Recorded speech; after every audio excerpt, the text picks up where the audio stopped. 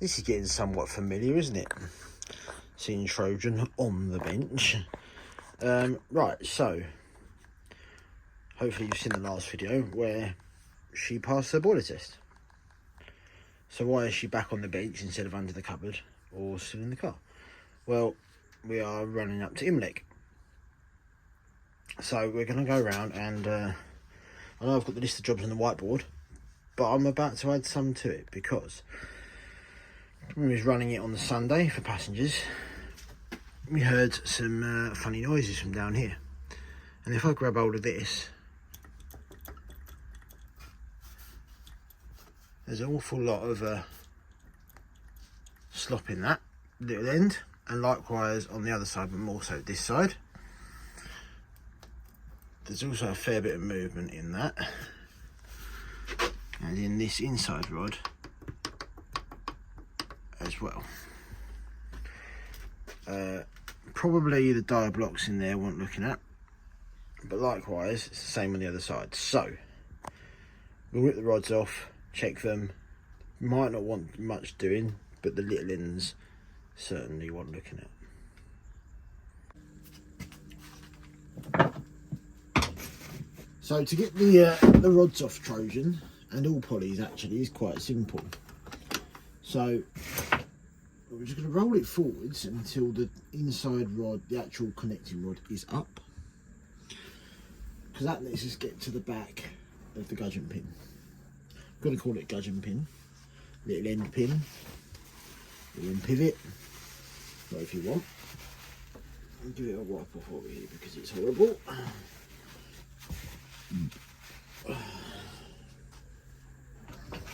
Right, and then this is really simple. So first things first, you want to find a spanner that gets that nut. And you know my luck, it's probably going to be BA in the other set. I'm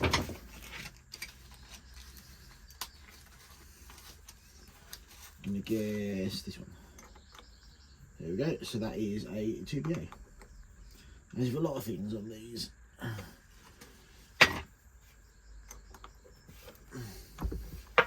we go. Pop that off. I'm going to put that in one of these nice little boxes.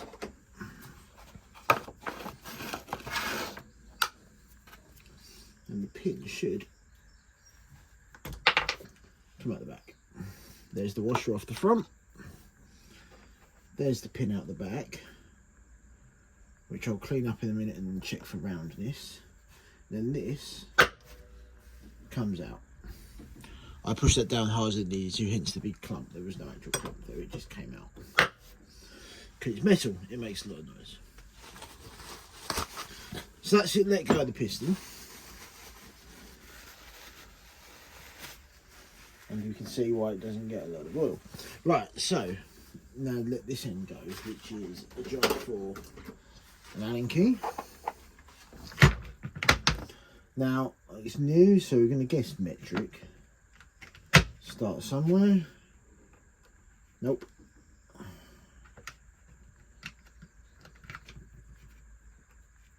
Yep, that one there, 2.5. Now these are Loctited in, and they will be when we put them back as well. So do need a bit of breaking away, but once they go, they're fine. If you remember, we did similar on the other side when the wheel fell apart. So there is the cap off, which is basically just a funny shaped washer with its short bolt in it.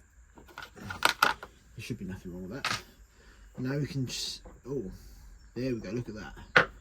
So, as expected, instead of just sliding on the shaft, it has become quite egg-shaped. So if I hold that still this end, the sideways movement in that, it's quite a rattle. We'll check that for out of roundness in a minute as well. Lay that over there. And then if we roll her backwards so we can get to it, we can let that end go. with the same bolt, but of course is Loctited again.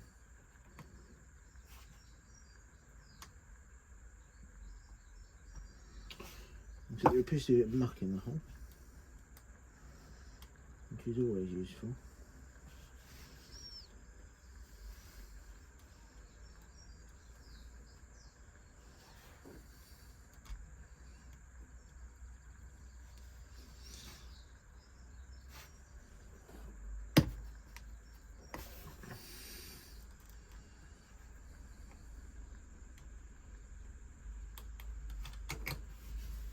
See if I got it enough. No, let Loctite let go. Oh yes, there we go.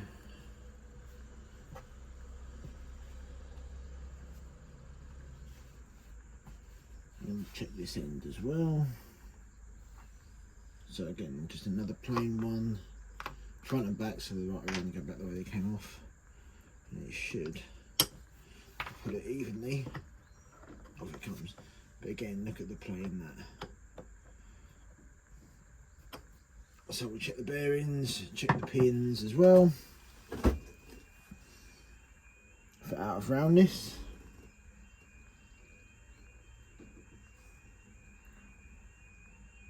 Right, they're off. Okay, so this is the inside rod, the actual coupling rod between the wheels, and off camera you can't see it on here, but that oil way is clear. The oil way for the driving axle is blocked. So I think the easiest way of solving this is with a ridiculous size Allen key that's in this set. 28 thou. It just looks like a bit of wire, doesn't it? Right, now this end, it drops all the way through. And I can see it, it drops all the way through to the other side of the bearing. This end, however, now it drops through after it pokes some crap out. Just a bit of crap up there. So we've got upper size.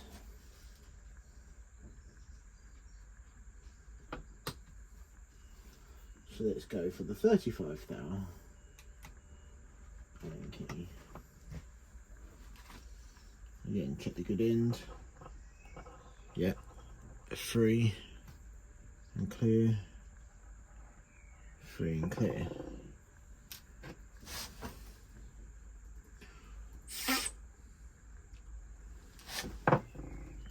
There we go, there's the clump that was in it.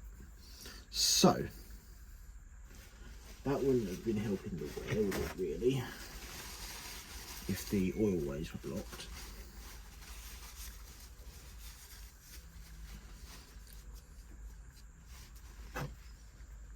So let's give it a wipe out. So we've stuffed a bit of blue rag through it.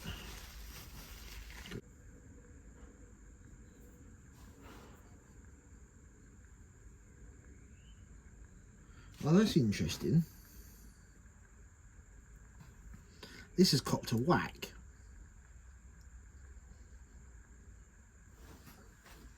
Right, so, okay, something else I've just noticed. I was looking here and it looked a bit strange. I don't know how well you can see this on the camera. About where this finger is, it looked a bit off. So I spun it round. It's got a nice whack in it. Okay, so it's copped a whack. But there's a nice little stress line down there in the what's left of the casting markings. And if you look along it, you can see about that whack point, it bends upwards.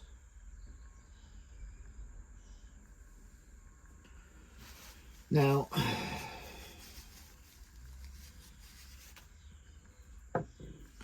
in theory, that will have tightened up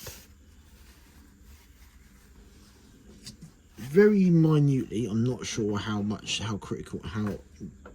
by how much, but in theory, putting a bend in it, like making a triangle, would have shortened the distance between the two bearings. which can only have increased the rate of wear in them. Now, slightly confusing me is the fact that it's bent upwards, like it's been whacked down. Because surely, if it had been dropped on something, it would have been bent the other way.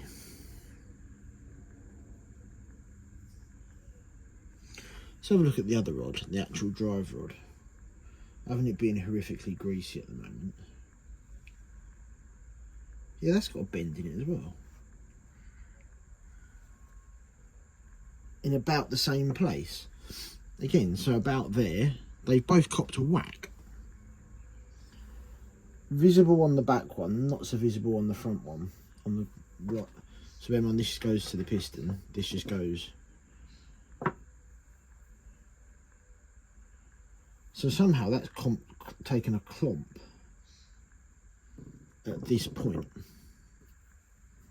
Okay, so let's put it back on. No caps or anything. I'll just get it back on the pins like that. It's not bad. Yeah, okay.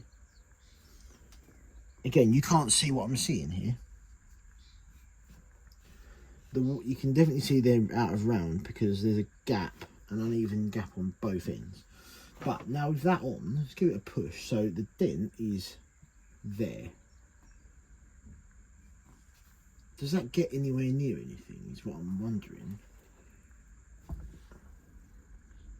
That's what's done it. Okay, so straight away, the rocker has at some point impacted the rod, because the shape of the divot and the location of the divot is identical and spot on with the rocker arm. We've dealt with worse. So if we roll it backwards, so we can get that rod off again. There we go. I mean, the fact that you have to get it off straight means there is quite a bit of, that it's not sloppy on the bearings. So that's a good sign at least. Right. Wish me luck.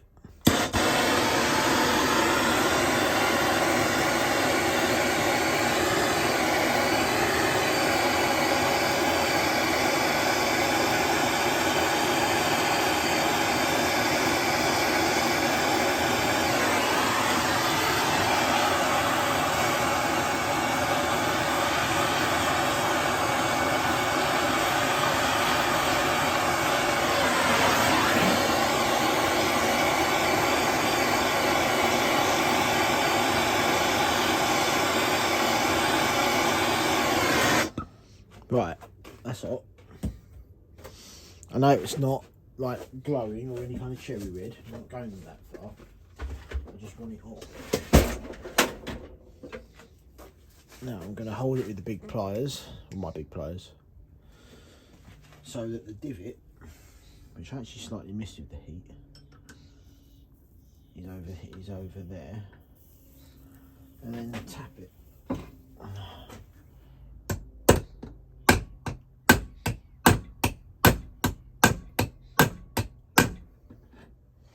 Making sure it's not knackering anything else.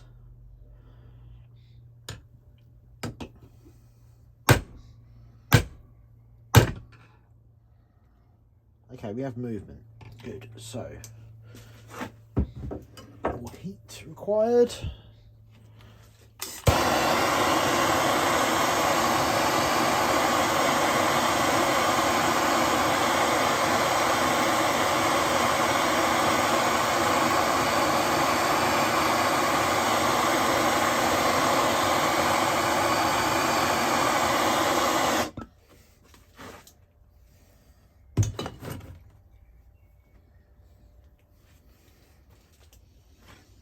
Now I'm being careful here because these are cast rods.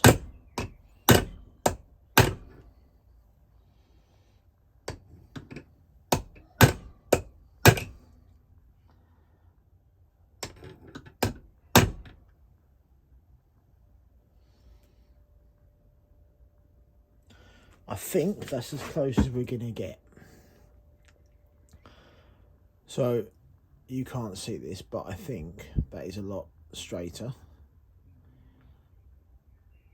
Doesn't look it on camera. It might just be the lensing. It is still fairly straight in the other direction.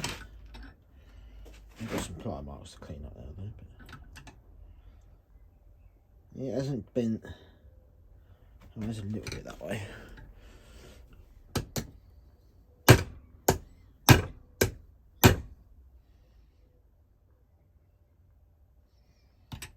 Slightly too much that way.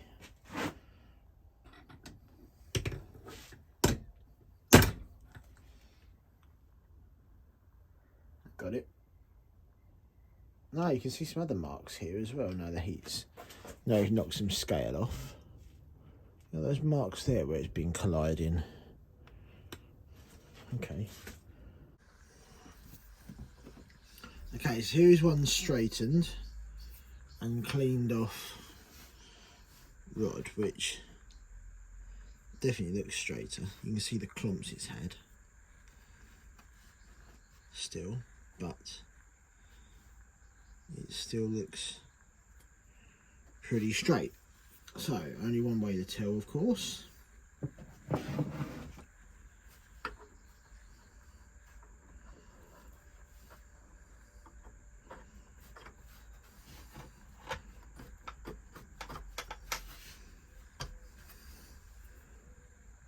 Right, let's get a little drop of oil in there because I have just essentially baked and burnt and then washed the oil out. So.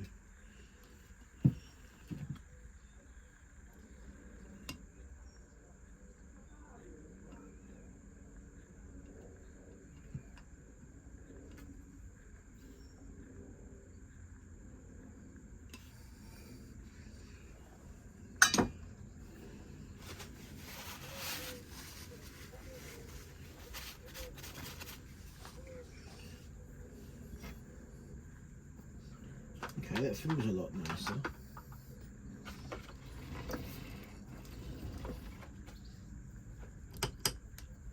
Certainly a lot less play on that. Which surprises me just for straightening it, to be fair.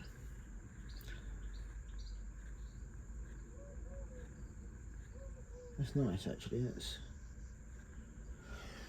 Okay, so... Right, let's refit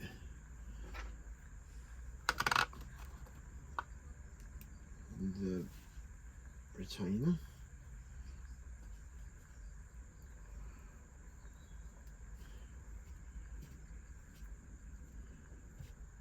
Just keep an eye on that. Right, so this one's a double Loctite first. Just a tiny little dab. And then you can go on.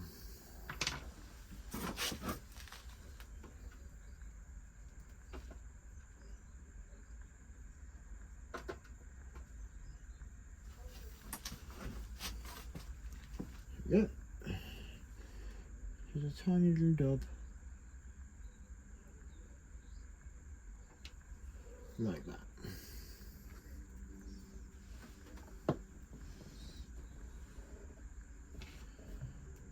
And let it wind itself in.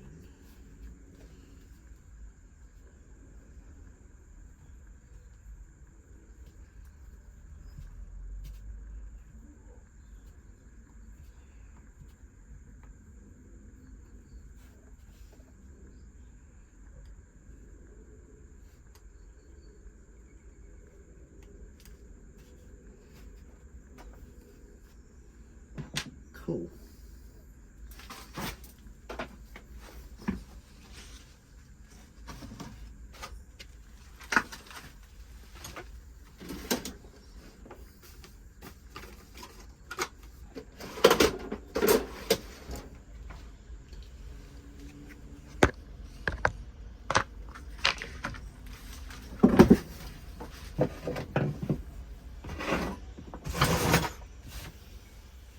Right, and then we're going to go for a roll test.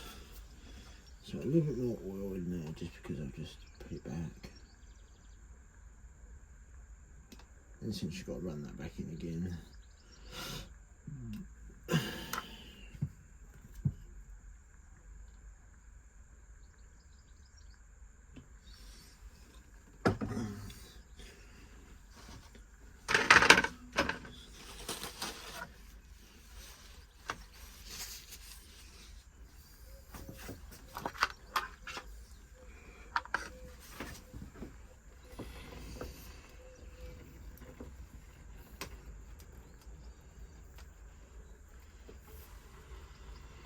Yeah, that's a lot more even. A little bit in it, but nothing silly. Okay, next inspection then. The other rod. Let's give it a wipe over. Now we think we saw it a little bit bent,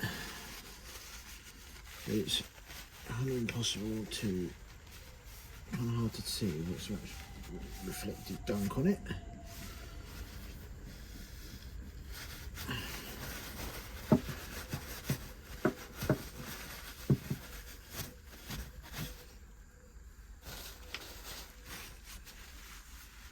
I love the accuracy of the drilling on this. Right, so first test then is the oil ways with the 50 thou. So you can, because this one's the con rod, interestingly, where the hole is positioned, it means it should be oiled like that. But that also means you can't. It's to get the oil can nozzle up in there. I really want to be oiling it in that position, so the hole should be on top. And it's not that big a reservoir anyway. I mean, I know there's not a lot of space in there, but there's enough to put a little reservoir on that, surely. But anyway, 50 thou. That was reasonably clear, but look at the angle of it. There's a little bit of gunk coming out of it. Now the other end. There only quite a dollop come out of it. Right, now straighten this test. So I want to do this out off camera a minute. Now that's got a banana in it as well. There's a nice little divot in it. So we're going to do the same treatment to that. It's very, you can just see a mark on it there. Yeah, just where it's copped something. So, I mean, it could well have caught the same arm when it was floating. Okay then, so to finish off where we are for now, for this little checkup. I'm just going to splash some oil on here. So you saw me do the other side. Well, I've just had this side apart as well. And so I shouldn't be surprised really, but all 4 of her rods, so both sides pairs, were bent. The other side worse than this side, but they were all bent. So I've had these ones off, the same procedure as the other side.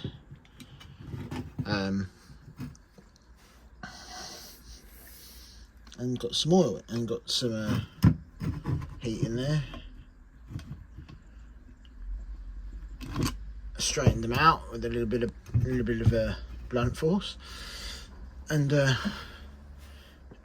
she's nice, and she's a nice fit on everything again.